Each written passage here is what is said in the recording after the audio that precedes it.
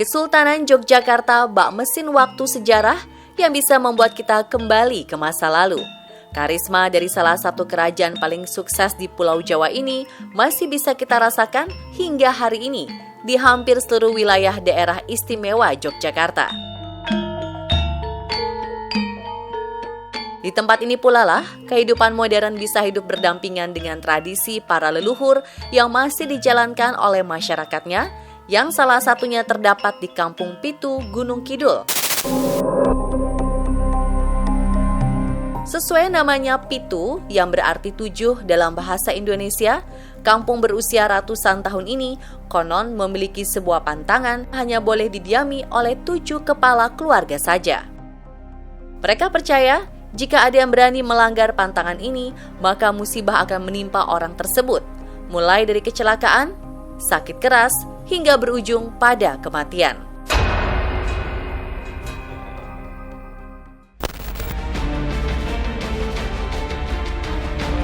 Tim On The Spot pun berusaha mendatangi lokasi kampung dengan pantangan unik ini. Benarkah mitos yang berkembang? Lalu dari manakah pantangan tersebut berasal?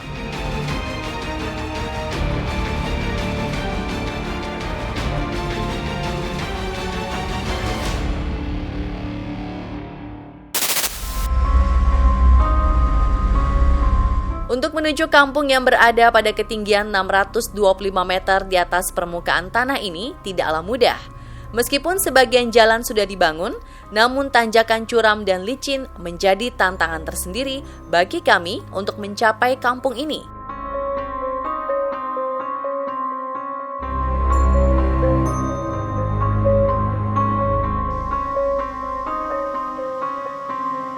Lokasi yang sulit dijangkau mungkin menjadi salah satu faktor yang membuat kampung ini seolah terjebak di masa lalu dengan segala tradisinya yang masih terjaga setelah sekian lama. Sesampainya di Kampung 7, kami pun langsung mencari warga setempat yang bisa menjelaskan asal-muasal pantangan yang masih dipercaya warga di kampung ini. Saya mendengar cerita kalau di Kampung Pitu ini ada pantangan atau kepercayaan yang hanya boleh ditinggali oleh 7 kepala keluarga. Itu sebenarnya ceritanya bagaimana sih, Pak? Ceritanya gini, Mas. Berawal dari ditemukan sebuah pohon pusaka, yaitu pohon Kinah Gadung Wulung oleh abdi keraton Yogyakarta. Dan pada waktu itu abdi dalam keraton Jogja punya sayembara atau woro-woro. Barang siapa yang mampu menjaga pohon pusaka tersebut, mau dikasih imbalan tanah cukupnya buat anak keturunannya besok, Mas. Jadi bentuknya itu pohon pusaka ya, Pak? Iya, pohon pusaka. Kemudian setelah ditentukan oleh sayembara itu akhirnya ada orang yang ada orang yang datang, orang sakti yang datang ke sini. Jadi yang mampu menjalankan perintah dari Keraton Jogja itu hanya 1 orang, Mas, yaitu Eyang Iro Dikromo. Masyarakat di kampung ini masih sangat menjaga tradisi yang telah ada semenjak Eyang Iro Dikromo dipercaya untuk menempati areal kampung ini. Salah satunya adalah tradisi doa yang biasa dilakukan oleh masyarakat Kampung Pitu di sebuah telaga yang disakralkan bernama Telaga Guyangan. Ritual ini tujuannya apa di tempat ini? Ya, tujuannya ritual di Telaga Guyangan biar kampung atau dusun Telaga Guyangan ini ayem, tentrem, nggak ada apa-apa permintaan kayak begitu sih, Mas. Terus warga kami biar sehat semua, juga yang menanam padi semuanya petani itu biar padinya aman, nggak dimakan hama, kewane tetap nanti banyak kayak gitu. Minta penyembuhan doa-doa kayak gitu sih, Mas. Dan ini memang salah satu sumber air yang salah satu sumber air yang ada di Kampung Pitu. Hal lain yang menarik perhatian kami dari kampung ini adalah sumber air yang bernama Telaga Guyangan. Dari penuturan warga yang kami dengar, konon sumber air ini merupakan tempat para bidadari memandikan kuda terbang bersayap tunggangan mereka. Saya juga dengar cerita bahwa di sini dulu tempat memandikan kuda terbang. Nah, itu boleh cerita lengkapnya seperti apa? Gini, Mas, di sini dikasih nama Telaga Guyangan karena di sini dulunya telaga, Mas. Telaga itu kayak danau. Jadi isi air semua di sini, cuma sekarang digarap sama warga ditanami padi, cuman ditinggal sumber mata airnya saja. Ini sumber mata airnya. Dulu telaga besar di sini, terus dijadikan nama kampung. Nama kampung Telaga kan kayak begitu.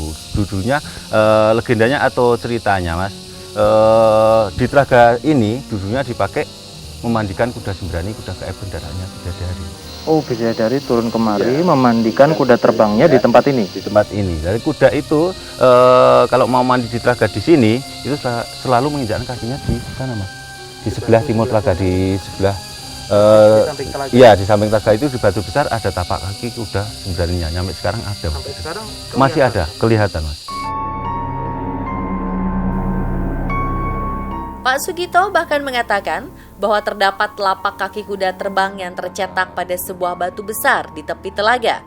Mungkinkah fakta yang ia sampaikan benar adanya? Kami pun mendatangi lokasi tapak kaki kuda yang dimaksudkan. Ini jejak tapak kaki kuda sembrani, Mas Bimo. Oh, ini ya Pak, seperti telapak kaki kuda Iya, itu ya. ini dulu ada 4, Mas, cuman yang 3 diambil sama abdi keraton. Oh, dibawa ke keraton. Dibawa ke keraton, Itu ngambilnya gimana dalam arti? Ya, ngambilnya harus pakai prihatin panjang dulu, juga pakai puasa-puasa kayak begitu sih, Mas. Nah Pak, kalau memang ini dulu tempat untuk memandikan kuda sembraninya Iya, para bidadari ya, itu pernah nggak sih Pak ada dari warga yang melihat seperti apa kudanya, bentuknya, warnanya seperti apa? Iya. Dulu pernah, Mas Mo, ada orang menggembala kambing di sini, di lahan ini, terus ada kuda terbang dari atas sana, dari timur, langsung datang ke sini, kayak Megasus sih, Mas. Jadi kuda bersayap, Kuda bersayap. warnanya warnanya coklat hitaman. coklat kehitaman. Iya. Satu itu. Satu. Terus sini sampai di sini terus menghilang. Semakin dalam kami menelusuri areal Kampung Pitu, semakin banyak hal menarik yang kami temukan. Meski pantangan 7 kepala keluarga di desa ini telah berlangsung selama ratusan tahun, ternyata pernah ada beberapa orang yang mencoba melanggar pantangan tersebut, bahkan hingga membangun rumah di Kampung Pitu. Lalu, apakah yang kemudian terjadi kepada mereka? Nah Pak, Ya. Kampung Pitu itu kan Iya. terkenal karena hanya boleh ditinggali oleh 7 keluarga. Iya. Kalau lebih dari itu, katanya ada aja kejadiannya. Iya, ini salah satu bukti, Mas, rumah yang ditinggalkan. Memang kosong ini. iya, memang dulu itu pernah lebih dari 7 kepala keluarga, ada 9 kepala keluarga. Tapi yang 2 kepala keluarga itu nggak nyampe 1 bulan tinggal di Kampung Pitu, dia udah bergeser atau pindah. Kenapa alasannya dia pindah atau bergeser dari Kampung Pitu? Itu dia sakit-sakitan, terus sering bertengkar sama istri sama tetangga. Akhirnya dia punya inisiatif bergeser atau pindah dari Kampung Pitu. Kalau dia dipaksakan tinggal di sini bisa sakit parah, terus bisa meninggal akhirnya, Mas. Sampai meninggal. Dan ini Iya. salah satu rumah yang Ini salah ditinggalkan. satu Ya? rumah yang ditinggalkan itu, Mas. Kalau ada yang berani melanggar pantangan di sini, Iya. mulai dari konflik dengan tetangga, Iya. keluarga, Iya. sakit-sakitan, bahkan sampai Meninggal. meninggal. Nah, kemudian kalau andai kata saya punya keluarga di sini ya Pak, kemudian punya anak dan anak saya menikah, itu biasanya solusinya seperti apa warga sini? Kampung Pitu itu warga Kampung Pitu itu kakaknya nempel, Mas. Jadi gini, saya kalau seandainya punya anak saya udah nikah, kalau nggak tinggal di Kampung Pitu, dia otomatis pindah dari Kampung Pitu.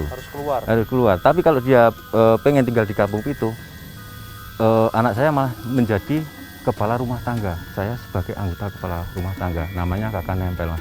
Oh, jadi Bapak harus bergantian, harus Iya. kepala Iya. keluarga tetap harus satu orang, Iya, walaupun di bawah harus ada satu. anaknya yang Nggih, sudah menikah. nggih, iya kayak begitu.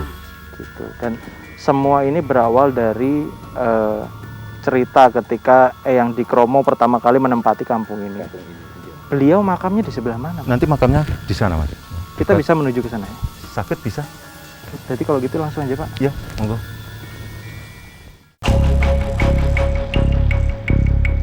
Tidak berhenti sampai di situ. Tim On The Spot mencoba terus menelusuri pantangan 7 kepala keluarga di desa ini hingga ke akarnya. Dan semua itu bermuara kepada sebuah makam tua yang merupakan orang pertama yang tinggal di kampung ini, Eyang Iro Dikromo.